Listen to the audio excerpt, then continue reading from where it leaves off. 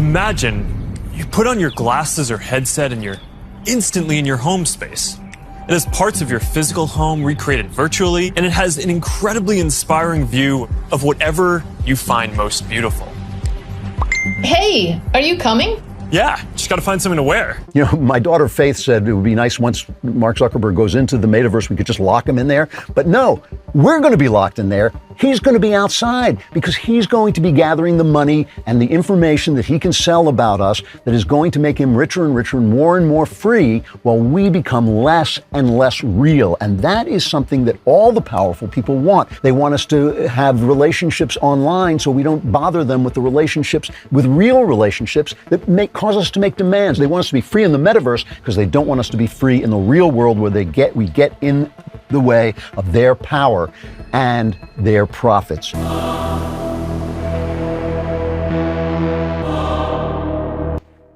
The first thing I want to say is for those who have a difficult time with taking information and actually taking the time to at least consider the alternative viewpoint, is a person who is abating critical thinking. When we hear things like this, the first thing we want to throw out into the world is conspiracy theorists. When in actuality, if there was any kind of diabolical agenda, do you really think that the person or the people or the group of people who have a diabolical agenda are going to walk right up to you and say, "Hey, friend, sit down really quickly. Let me buy you some coffee and tell you about my diabolical agenda"? That's never going to happen. And in fact, with the things that I show you today, they are just aids to help you to connect the dots. And you must be the judge of what you see. Many of the things that I say can be proven scientifically, can also be proven metaphysically. Some of it is empirical data with statistics that can be found with statistics to back it up. And some of it is pure speculation based on patterns and based on metaphysical properties. This is why it is important for you to utilize critical thinking skills and connect the dots. Because again, nobody is going to tell you their diabolical agenda. They're just not. So if you're waiting on that, if you're waiting for it to be blatant, if you're waiting for it to slap you in the face, it's never going to happen, friend. So it is really just important that you connect the dots on your own. Now, with this idea of transhumanism, where man and machine become one of the main things that I've said is this is going to excommunicate us from being connected to higher intelligence. And this is simply a ploy and a copycat to replace higher intelligence, replace nature, and turn things into more mechanical and machine-like. The writing is on the wall, friend, and you have to put together those dots. Now, some of the things that may be holding people back is the fact that they do not fully understand how trauma and propaganda work. A traumatized mind is more susceptible to propaganda because you're not operating in a clear state of mind. You're considered to be an emotional thinker, and you're going to have fragmented understanding. Most likely, you're going to relinquish your critical thinking skills and find yourself reserved to your fear. I did a video on this a while back when I did the 5G versus 5D almost 2 years ago, where I talked about fifth dimensional consciousness and the 5G, always on cloud computing Wi-Fi connection. That was a prelude to what is happening right now. Now, I had no idea about the Metaverse, but it all connects.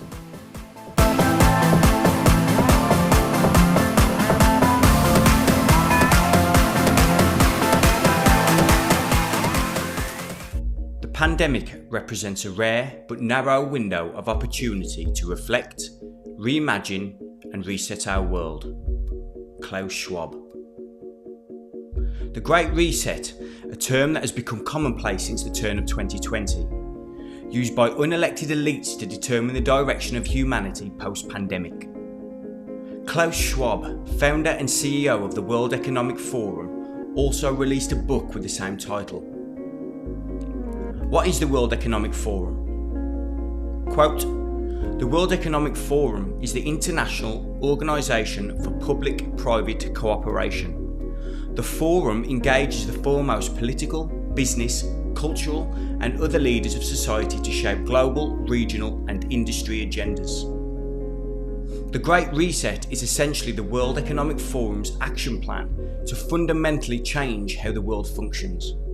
It is using the pandemic as an opportunity. Just by taking a glance at the website, you'll see a heavy focus on environmental sustainability, economic sustainability, poverty and inequality. Sounds great, right? As does every other utopian idea, all of them with a 100% failure rate. And before I continue, let's make it abundantly clear that another term, Build Back Better, is a branch off of the Great Reset to capture the imagination of the undiscerning crowd. How do we know if the so-called leaders of the world are in on this rhetoric? It's a very pertinent question to ask, how do we build back better? To build back better or whatever. We have a chance to reset the clock and build back better than before. To build back better than before. Remember the terrible damage of COVID as we try to build back from this global pandemic. Joe Biden calls it Build Back Better. Build back better. Building back better. To do things differently. To build back better. We're going to build it back better. And build it back better. It's my plan to build back better. There is a tyranny in the womb of every utopia. Bertrand Juvenel. Most people want to see a better world, of course. But these egomaniacs do not ask the people what they want. They expect everybody to think and act as they do. There are almost 8 billion people on the planet, and yet a room full of people consider themselves worthy of moving humanity in the direction of their choice. No democracy, no one to be held accountable. It is not a new phenomenon to have a small group of elites trying to bring about their own version of utopia. I got that clip from Alex Hickman's YouTube page. You guys definitely want to check that out. But as previously noted in the video from Alex Hickman, the quote pandemic has been used to put people in a place of trauma, fear, and desperation. So much so that they are begging for a new world. But what if I told you that that was the plan all along? Again, you have to decide. You have to connect those dots. You have to do the research. I just present the receipts, and it is you who have to decide if what you're hearing and seeing has relevance. Many conspiracy researchers have come to the conclusion that this is a part of a specific agenda, and I'm just going to go over that agenda with you really quickly. Called Agenda 21. And I suppose by putting that big false red dot on it, we can conclude that that is false. But as we go through the information, see how many things you can check off the list.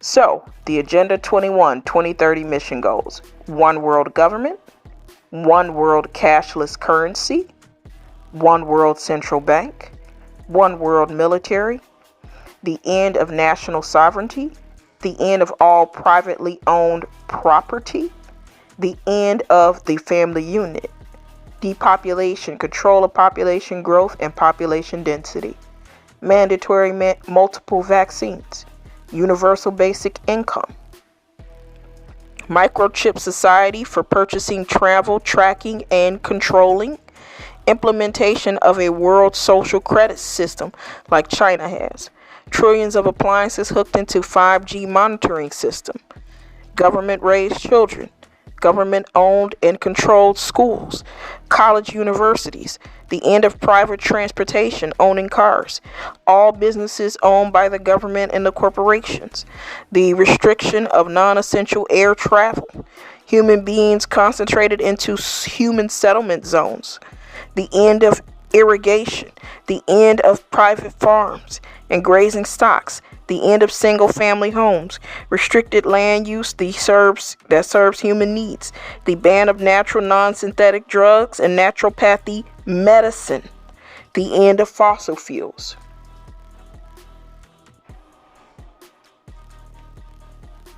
Again, you be the judge.